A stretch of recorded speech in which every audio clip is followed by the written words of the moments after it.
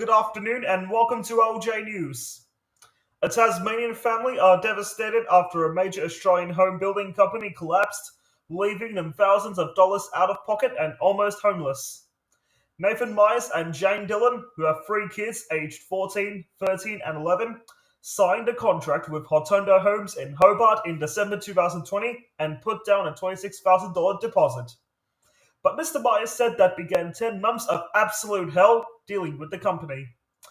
The couple, who described themselves as a blended family, took the risk of each selling their respective homes to raise the deposit and build a dream place together.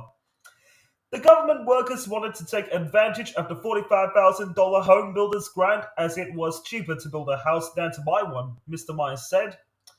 They secured a land for $200,000 and were set to spend in $330,000 on the build with Hotondo in Hobart.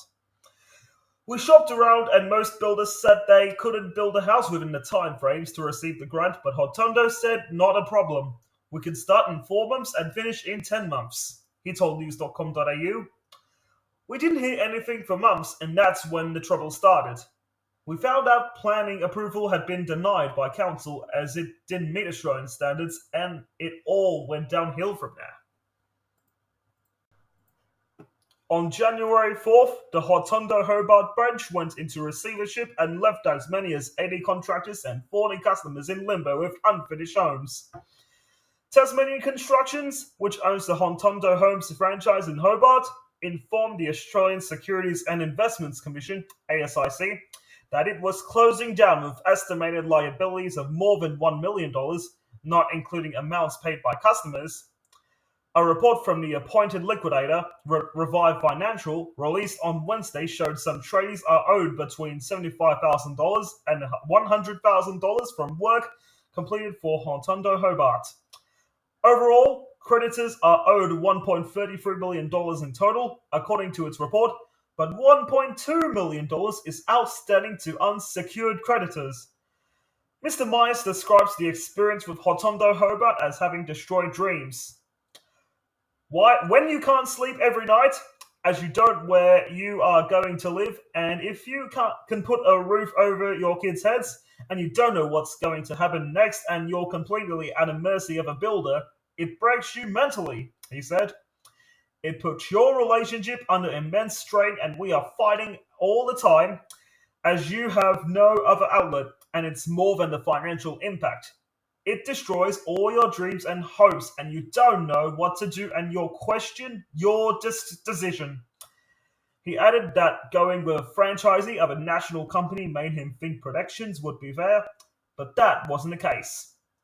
If the builder does this to you and goes into liquidation, each person has to take the financial losses, and that is not insignificant.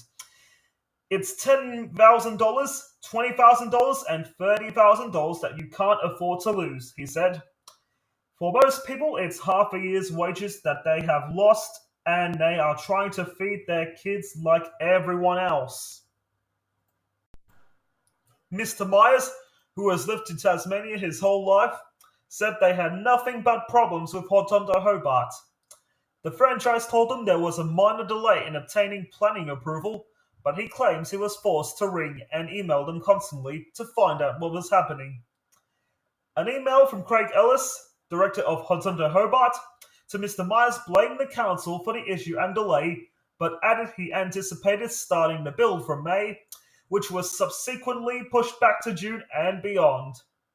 Mr. Myers continued to chase the issue of when building would begin over the following months, with Hotondo Hobart pointing to engineering and construction plans taking longer than expected and reasons why building approvals hadn't yet been submitted to the council.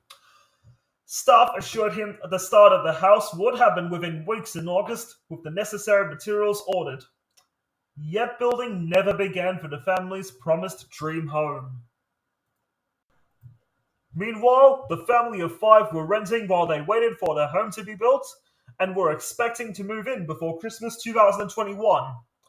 Then they were hit with 10 weeks' notice in September that the landlords intended to move back in. The dad of 3 said finding a new place to rent proved incredibly difficult, particularly as they have 2 cats and a dog. We had to find somewhere to live in a 10-week period, and rent in Tasmania is not only extremely expensive, but it's also really hard to find places. We were knocked back from a dozen properties, and we literally thought we were going to be homeless for several weeks, he said. We went to open homes, and there were 20 or 30 people lined up in each and every home, and a lot of properties say no pets. So we would rock up and put applications in, but with a dog and cats, you are pretty much ruled out anyway. At one stage, the couple, both in their 40s, were considering moving back in with their parents to put a roof over their families' heads, he added. Before the collapse, Mr. Myers said they got a lawyer involved to recoup their losses as the issue stretched out and building had still not started. Hotondo Hobart terminated the contract in September 2021 based on a clause concerning the owner's capacity to pay. But Mr. Myers' lawyer wrote to Hotondo Hobart alleging the contract termination was unlawful and ineffective. On the 8th of January 2021, my clients provided to your then sales manager, Jeremy Parker, a letter of finance approval from the Commonwealth Bank, a copy of which is enclosed. The lawyer wrote, that approval was clearly satisfactory to you because Mr. Parker subsequently communicated with my client's finance broker to facilitate the provision of documents requested by Commonwealth Bank in its approval letter. The lawyer went on to allege that extensive and unwarranted delays in obtaining the required permits meant the family had incurred a number of losses. The couple were looking to recoup their $26,000 deposit, the $45,000 home builders grant, and another $50,000 in incidentals, including rent money. However, Hotondo Homes Australia has disputed Mr. Myers' claims. It told news.com.au that while Mr. Myers provided pre-approval documents, he failed to provide formal approval documents. Director Craig Ellis informed us that he provided a refund of any monies owed from his initial deposit less costs incurred plus $1,000 as a goodwill gesture when he terminated the contract, it said. Mr. Myers said the family never received any money from Mr. Ellis. They knew we had finance approval. There is no doubt we had approval, he said. Considering their builder has gone into liquidation, to then turn around and try to blame us is insane.